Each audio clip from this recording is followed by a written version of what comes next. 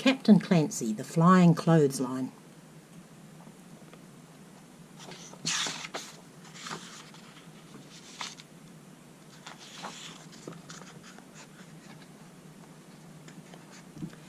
Many years ago, Clancy the Clothesline stood in a backyard deep in a murky city.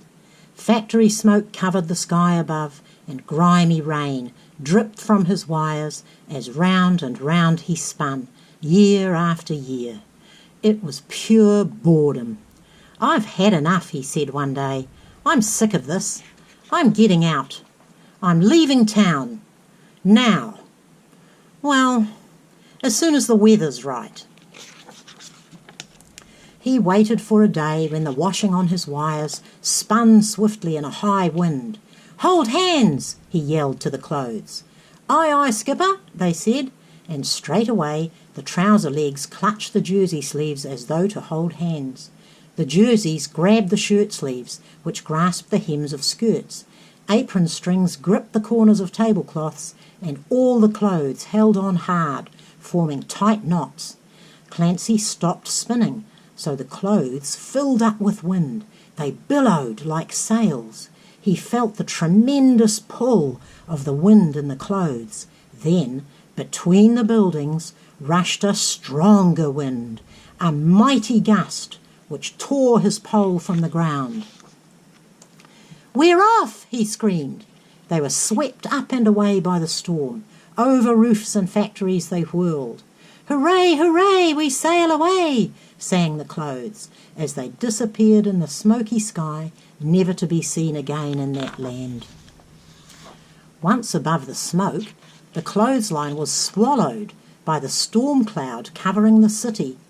Deep in the cloud, the weather came from all directions. They were jerked and tossed from thunderclap to lightning bolt. "This is worse than the washing machine," groaned the clothes. Night came. Down below the clouds, the land rolled away to the south. The city was left far behind. Mountains and rivers and towns and forests passed beneath them all unseen.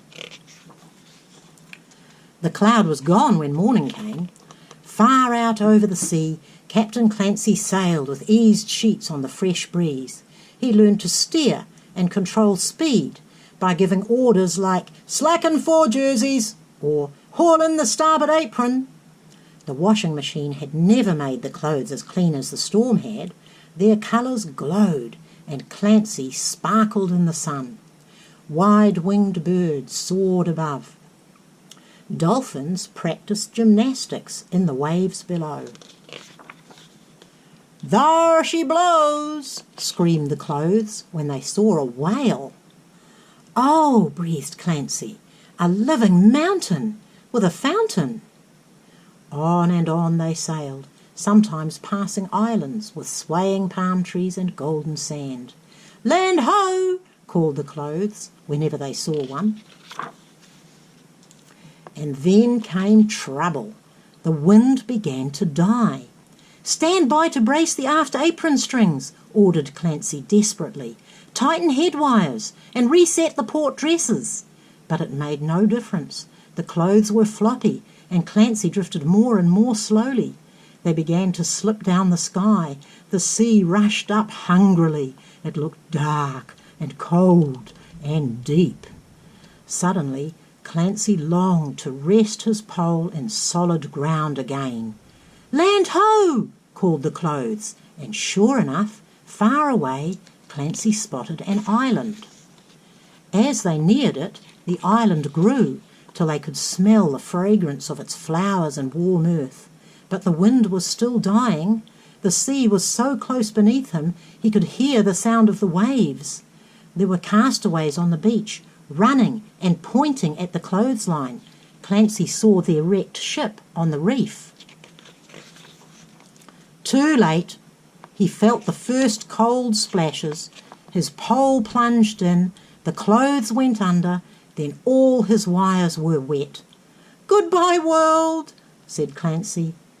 "What a big washing machine," said the clothes.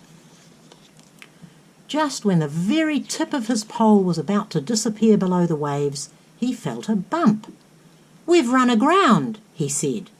People were wading out towards him. Strong arms lifted him from the sea. The ragged castaways gathered round. It was years since they had had any new clothes. They laughed as they unpegged the bright garments, tried them on, and passed them from hand to hand. Then the men carried Clancy up the beach, past a line of palm trees, over a gurgling stream, and through a beautiful forest. The children sang and danced along behind as they took him up the grassy hillsides to the top of the highest hill on the island. There the men set him down at last with his pole pushed deep into the hilltop. A safe anchorage, thought Clancy. How good it feels. He settled down, surrounded by his new friends, to watch his first ocean sunset. Every day from that day on, the children came to play and picnic on Clancy's hilltop.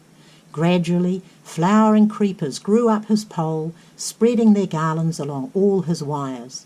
He became a shady bower, where people came when they felt like resting, gazing out to sea, or simply looking down upon their paradise. Soon, Clancy looked as though he grew there. I shall never return to the city, he decided, and there, on that sunlit ocean hilltop, he stands to this very day.